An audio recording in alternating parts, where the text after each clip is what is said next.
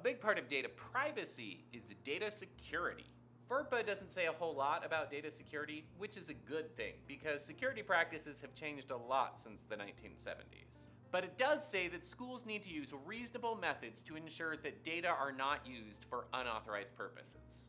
As a heads up, what's reasonable in one school might not be reasonable in another, so you're going to have to check your local policies. Let me answer a question some of you might be thinking.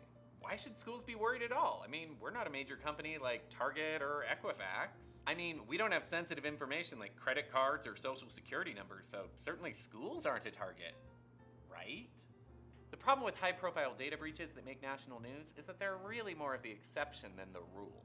Most data breaches that happen are much smaller and don't end up on the news, but that doesn't make them any less damaging. The fact of the matter is that not thinking you're a target is exactly what makes you a target. Schools have something of a dangerous mix because of a number of things. Schools have lots of student data and a lot of employee data. That means your data. Schools invest in and use a lot of technology. In fact, in rural areas, the school is often going to have the fastest internet connection. And while schools have kept up with technology, it doesn't mean that they've invested equally in security. Weak security infrastructure means easy access for hackers.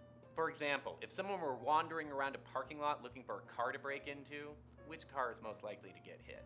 My guess is that it'll be the car with the unlocked doors. High-profile data breaches also make us misunderstand the threat and think that they're just trying to steal our information.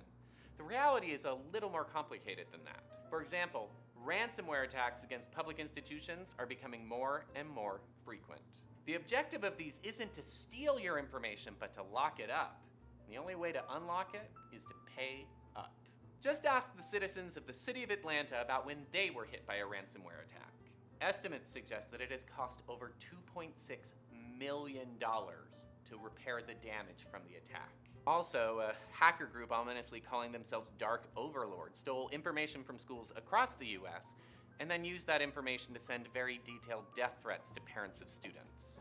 In some cases, the school had to be closed for several days while they assessed the threat. Is that something your school can afford? And some hackers are actually students who are maybe bored, or worse still, they're looking to get information to harm students or teachers.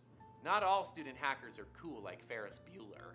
A myth in all of this is believing that hacking into your school's computer system is a complex task that would require an Ocean's 11 style team. That works great for Hollywood storytelling.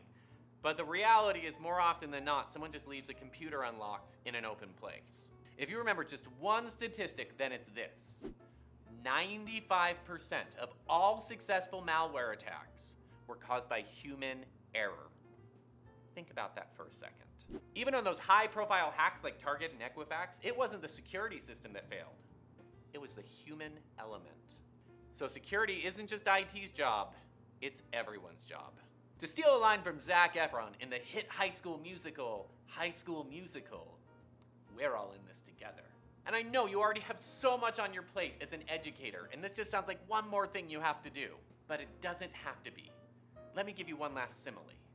Educational technology is like a sports car. It's fun, it's exciting, and data security is like the seatbelt. It helps you use it safely.